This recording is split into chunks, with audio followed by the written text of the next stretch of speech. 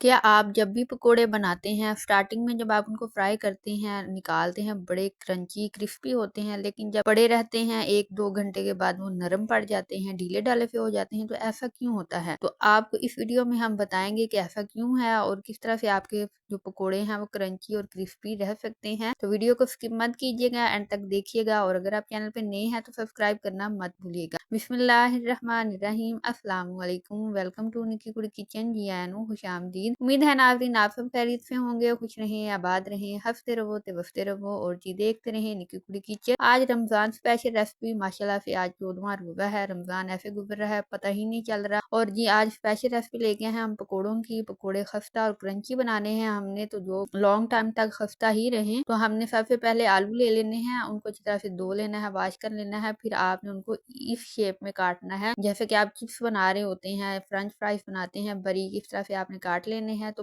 बड़े क्रिस्पी पकोड़े इस तरह से बनते हैं। उसके बाद यहाँ आपने प्याज भी इसी तरह से काटना है इसी शेप में, और उसके बाद फिर आपने यहाँ पे पालक का इस्तेमाल करना है। तो पालक और पकोड़ों का अपना ही एक जोड़ है, बहुत ही मजेदार और क्रिस्पी क्रंची पकोड़े बनते हैं। उसके बाद जो बेसिक मसाले हैं हमारे घर के वो ऐड करने हैं। इसमें हमने हल्दी ऐड की है, लाल मिर्च ऐड करनी है आपने, और साथ में आपने ऐड करना है कुटी हुई लाल मिर्च। तो यहाँ पे 1-2 हरी मिर्चियाँ आपने काटनी है। अगर तो बच्चे आपके पकोड़े खाएंगे तो बारीक सी 1-2 हरी मिर्च काटिएगा, अदरवाइज पकोड़ों के हिसाब से आप काट लीजिएगा। यहाँ पे जो हमने ऐड किया कसूरी मेथी, ये घर की सूखी हुई कसूरी मेथी है, घर में बनाए, अभी सीजन है, लेके आए, उसको आप सुखाएं, काटें, और इस तरह से अच्छी वाली जो है साफ सुथरी सी वो कसूरी मेथी आपके घर पे तैयार हो जाएगी, जो कि पूरा साल आपको काम देगी। पूरा साल आप इस्तेमाल कर सकती हैं। मार्केट जाए 2 से 3 मुट्ठे जो होते हैं वो उठा के ले आए, तकरीबन 300 रुपए की आपको मिल जाएगी, और 300 रुपए में पूरे साल की आप कसूरी मेथी घर पे बना सकती हैं। तो यहाँ पे हमने जी नमक जो है वो हस्बे जरूरत ऐड कर दिया है, साथ में हमने यहाँ पे बेसन का इस्तेमाल करना है। तो यहाँ पे पॉइंट आता है कि यहाँ पे आप कहाँ पे गलती कर रहे हैं कि आपके जो पकोड़े हैं बाद में क्रिस्पी नहीं रहते,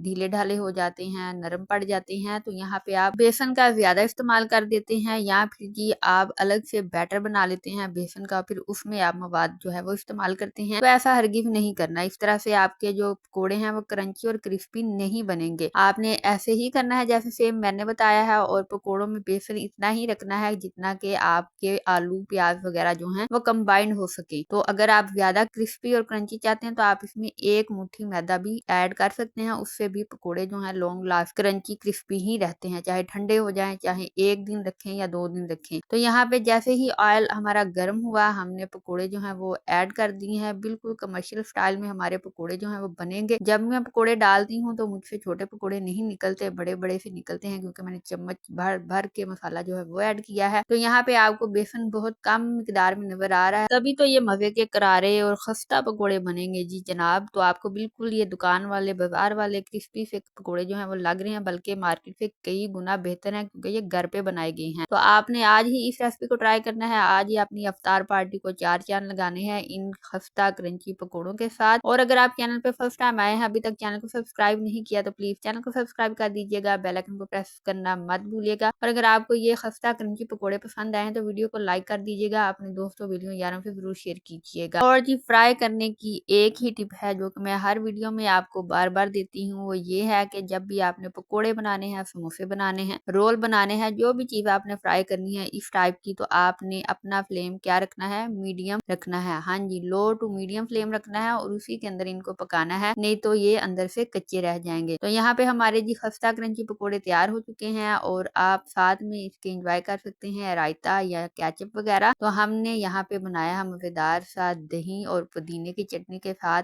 ये रायता। तो आप भी इनको बनाइएगा और जरूर ट्राई कीजिएगा, अपना फीडबैक दीजिएगा। हमें दें इजाजत, हम मिलेंगे आपसे नई वीडियो में नई रेसिपी के साथ। और अगर आपने चिकन वाले समोसे नहीं बनाए तो क्यों नहीं बनाए भाई, इस वीडियो के एंड पे आपको मिल जाएंगे चिकन वाले समोसे, उनको जरूर देखिएगा।